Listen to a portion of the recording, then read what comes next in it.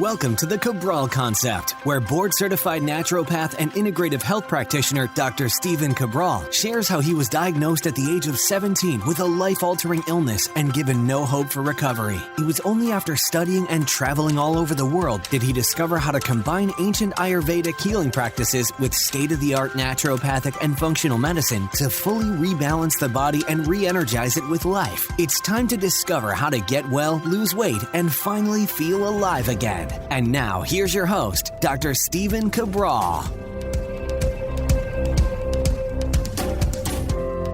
Hi, everyone, and welcome back to the show. We're here today with part one of our weekend Cabral House Calls. Every single weekend, we go through your questions. All these questions have come in through the stephencabral.com/Ask Cabral page. On that page, you will see that it typically takes about 6 to 8 weeks to get to your individual question because we answer them in the order that they've come in. Always excited, though, to see what our community is asking, what they have going on right now in their life, and how I can help, if at all, in some small way that may just give them a different way of looking at their particular issue right now. So always do keep in mind, I want you to know that you can get same-day answers to many of your questions. If it's an order-based question, you can simply email our amazing customer service team at support@equilibriumnutrition.com. And if it's an IHP question, the Integrative Health Practitioner Institute, you can email support@integrativehealthpractitioner.org. And the last part is if you want to get help from our community and our health coaches, you can simply ask at cabralsupportgroup.com. That's our free Facebook group, pretty much same-day answers at all three of those other areas. If you're okay with waiting just a little bit of time, well, that's when we can get to your question on these weekend shows. So hopefully you've been tuning in. Again, I love doing these shows each and every weekend now for about 4.5 years. We've been answering over 3,000 of our community's questions. And today is going to be no different. So let's pick right up where we left off last weekend. Let's find today's podcast number. Today is episode 1625. So if you want to read along with all of the questions, you can go to stephencabral.com/1625. Today's question is coming in from June 13th. Okay, so we're going to get through the 14th, the 15th, the 16th, and the 18th, it looks like today. We answer about 5 to 6 questions per episode. All right, first question is from Katie.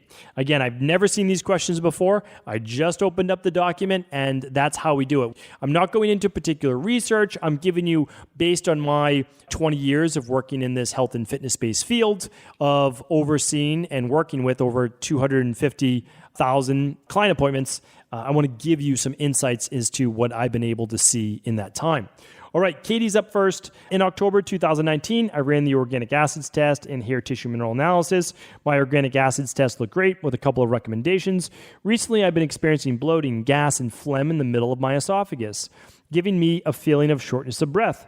My primary care doctor thought it could be undetected acid reflux. What would you suggest given I did the above test 8 months ago?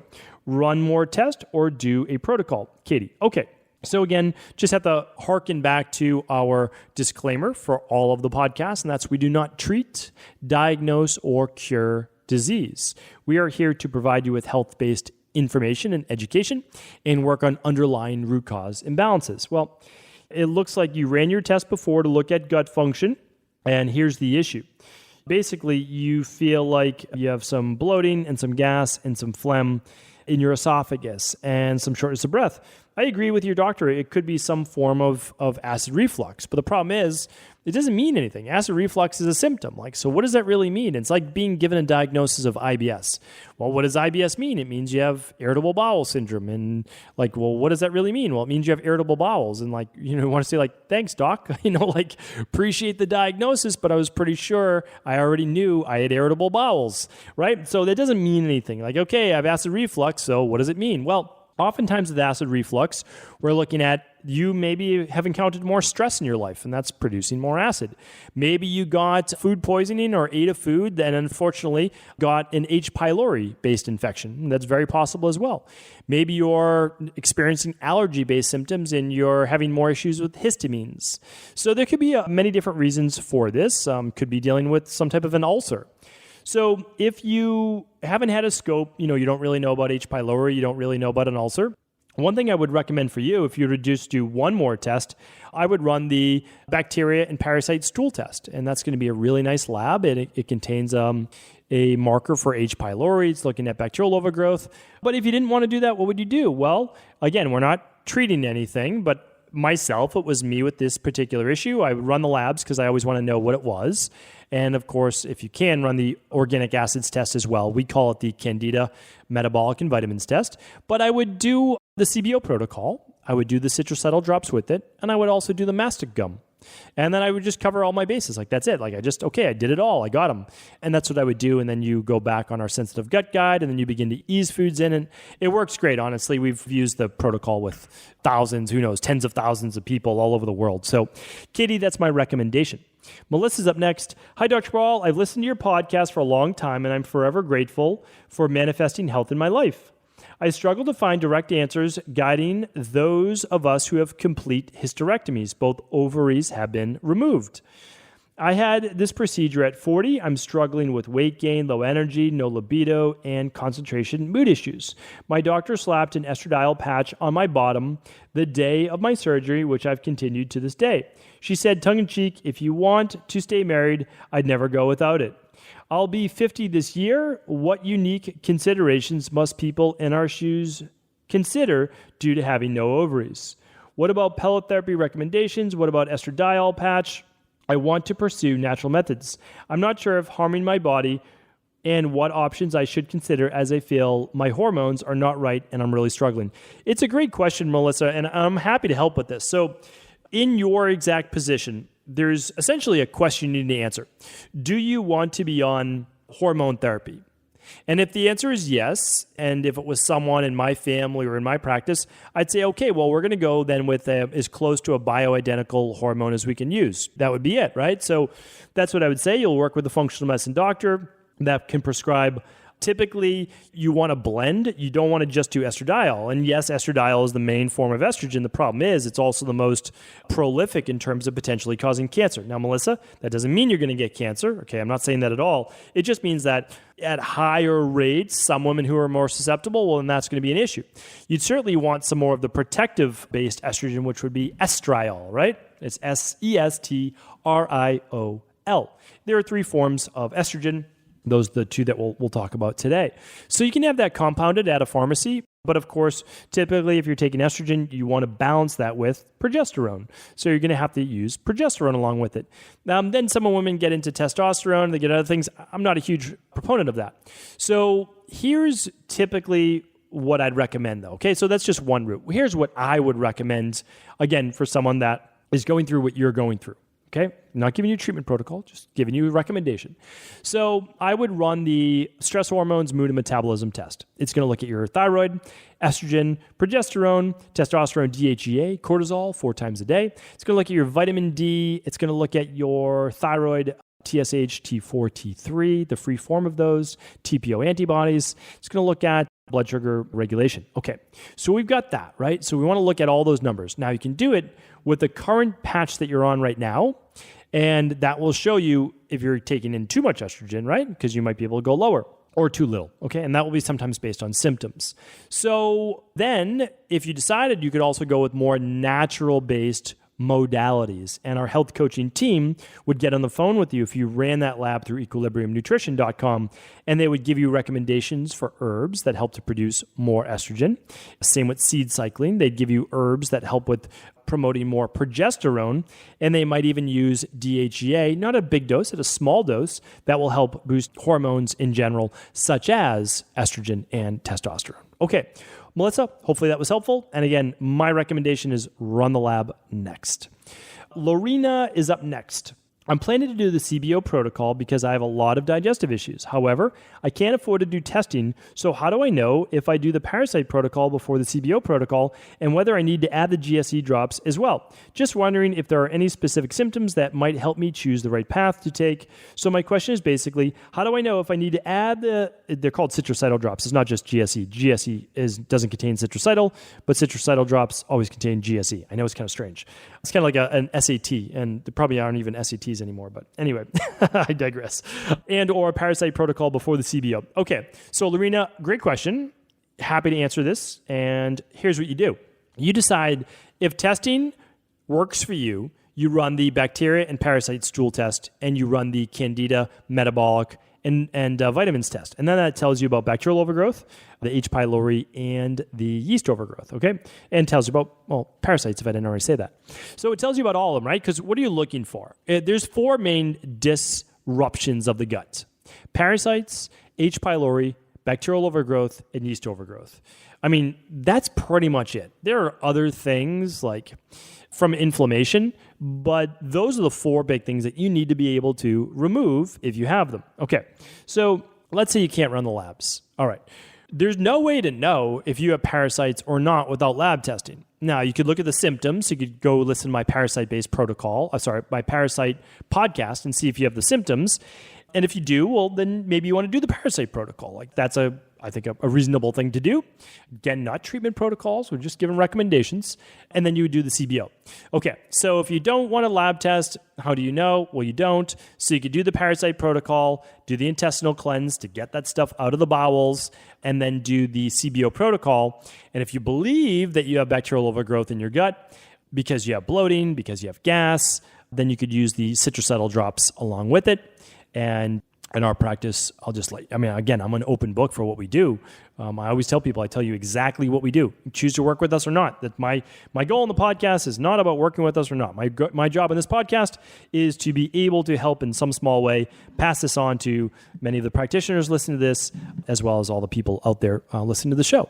So we do 3 drops twice a day with the citracetyl for week 1, 4 drops twice a day, week 2, 5 drops twice a day, week 3, and then stop. We never use it longer for 21 days. I've used it myself many times. I'm very happy that I brought it overseas because I got very sick one time overseas, and very happy that I brought, even back then as a very young functional medicine doctor, naturopath, that I had that because that oregano oil and that citracetyl definitely helped me when I got pretty sick in India.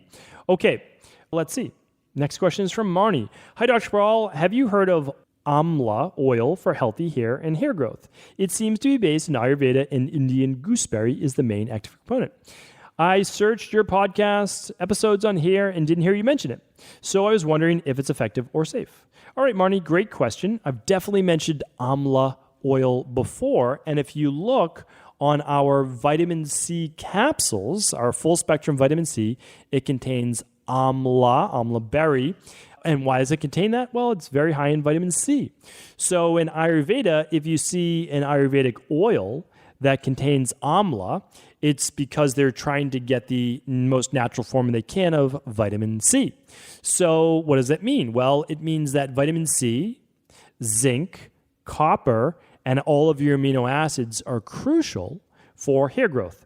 So that is why, in our beauty bundle, we have the advanced collagen support, the balanced zinc, and the daily nutritional support. And definitely I would add in the alkalizing vitamin C or the full spectrum vitamin C, whatever you like. Again, we have a food-based version of it with the full spectrum vitamin C, and then we have the buffered ascorbic acid vitamin C with the alkalizing vitamin C. Both are great. It really depends on the person. If you have a lot of histamine issues, well, you're probably not going to use the full spectrum vitamin C. If you have histamine issues, well, then you use the alkalizing vitamin C. Remember, there's always an answer. It's just not always the same answer for every individual. And that's why functional medicine can be a little bit more complicated, right? And then, of course, I wouldn't want to just use Amla oil as the only oil for your hair because there are other great things that you can add in, such as sesame oil, which is high in copper, and it's antimicrobial, antifungal, so it helps if you have any of the candida on the scalp because that will hurt hair growth. And then what else would I do? Well, there's other great essential oils that I've talked about before, like bergamot. Okay, great question. Pip's up next. Hi, Dr. Cabral. I had a Holter monitor fitted for ectopic beats last week, and the results have come back saying that during the night, the monitor recorded that I had periods of Mobitz 2 second degree heart block. I believe that's how you pronounce that. I'm 31 years old and consider myself fairly healthy. This has come to a shock to me. Do you have any knowledge or ideas in regards to this? Thank you. I will be seeing a cardiologist when I can get an appointment. Okay. Well, first things first, I just want to say this question came in on the 16th. So that's about a month ago. So actually, I guess we're doing pretty well, time-wise. So for people that don't know what an AV block is, we're looking at something in the atrioventricular portion of the heart, or how the heart actually receives waves. And it may be serious. So again, I really implore you to seek out the best cardiologist and definitely get a second opinion. You might be seeing the best cardiologist in the whole world, no doubt about it, and that's great. But it doesn't mean that you can't get a second opinion, and that's what I would do as well. So, and it doesn't mean that it's not there. It's just, well, what do we do with this information? Because we want to make sure, why is this happening in particular? Was there a congenital-based issue with the heart itself? Is there an issue with electrolytes in the body, meaning like sodium to potassium, calcium, magnesium? What exactly is going on? And so what I would say to you is this, is that I'm not an expert in this area, except just knowing what we're talking about. And since I'm not a cardiologist, and I certainly don't play one on a podcast or over the internet, what I would say is make sure that your nutrients, your electrolytes, are where they should be. Look to see if there's not something else going on, like a Cushing's disease or Addison's disease. Look at autonomic nervous system tone, blood pressure, high blood pressure, low blood pressure. And then, of course, just seek out another good functional medicine cardiologist opinion as well. I believe there's a functional medicine cardiologist in Texas named Dr. Houston. Dr. Mark Houston, is that right? I actually don't know. You know what? Let me look that up real quick for you. I don't usually look things up on the podcast. Let me just check to see if Dr. Mark C. Houston, MD, that is him. Okay. Well, there you go. So you can certainly check out his work as well. He's an expert in cardiology. He's a functional medicine doctor, but an expert in cardiology. All right. Pip, I wish you the best, and I have high hopes and strong support for you. And I know that with all of the technology going on today, that you're going to be able to find the right answer to keep you healthy and strong. Katharina's up next, probably our last question of the day. Hello, I'm a longtime listener, and I'm working through IHP level 1 now. I'm learning so much, and I'm very excited to begin to help others with their health. I have healed some of my own gut and stress issues, but I have one that I don't know what to do about. Over the last year or two, I developed melasma on my face, and I'm not sure why. Is there anything I can do to help it from the inside? My dermatologist wants to laser it to remove it. It's not really all that bad, but if I could make it better in a more non-invasive way, I would. Thank you for all of your knowledge, and I look forward to your answer. All right, Katharina, I've answered the question on melasma multiple times. And so what I want to do is I'm going to direct you back to those podcasts. But yes, we have successfully helped many people with melasma. And since you were stressed and you do have gut issues, that's one of the main reasons that melasma comes on. Sometimes with pregnancy, but oftentimes under high stress. That's when I've seen it. Okay, yes, gut issues as well, but oftentimes under high stress, higher levels of aldosterone and cortisol output. So let's find the podcast for you. We talked about melasma on episode 456. We talked about it on episode 526. We talked about it on episode 576, on episode 1016, and on episode 1472. So you're going to see all different ways that I've talked about it before, but I'm going to give you a hint. It has to do with detoxification. It has to do with rebalancing the HPA axis and adrenals, and I know that you're learning that in IHP, in the Integrative Health Practitioner Institute. And you're going to learn about glutathione and a few other things that, again, I've seen great results with. So, Katharina, that is the place to start. You'll get your answers there. And again, I'm not brushing off the question. I just want people to use that search box because you're going to get your answers so much faster, because I'm not going to answer it really in a different way, because what I'm sharing with you is all, again, like of 20 years, 250,000 client appointments, all that information as a starting place. It's not your ending place, but it's your place to get started on your path to healing. So thank you so much, everyone, for tuning into the show. I really do appreciate you. It means the world to me. It's the thing that I love doing the most is this podcast. I really do. I love it. And so I appreciate you tuning in. I appreciate all the kind words in these questions, and also for all of the reviews of the podcast. If you haven't reviewed the podcast, it really helps me out. It helps the podcast out. It helps it to grow and reach more people. So you can review it on iTunes, on Spotify, or wherever you like to listen to your podcast and review. That's super helpful. And of course, if you want to review the Rain Barrel Effect book as well on Amazon, I would not object. Thank you so much. I'll be back tomorrow answering more of our community's questions. Take care. Have an amazing weekend. Before you go, I wanted to share a personal story with you. The real reason I began to get well finally is because I figured out what was wrong with me. And that might seem pretty obvious, but I went from doctor to doctor for over 2 years before discovering at-home functional medicine lab testing.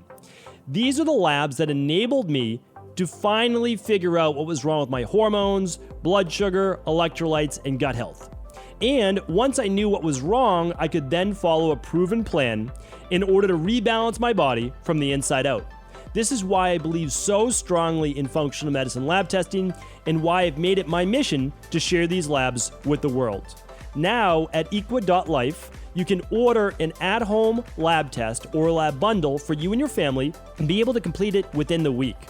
Plus, the EquaLife difference is that you're not left to try to read and figure out these labs on your own. We explain what your lab numbers mean, what they mean in the much bigger picture, and then how to go about rebalancing your body in order to heal.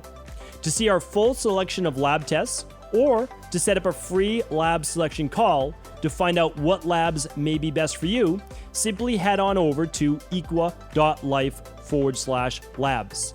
And do remember, we ship these all over the world. To find out more and to set up your free lab selection call, simply head on over to equa.life/labs. That's EQUI.LIFE/labs.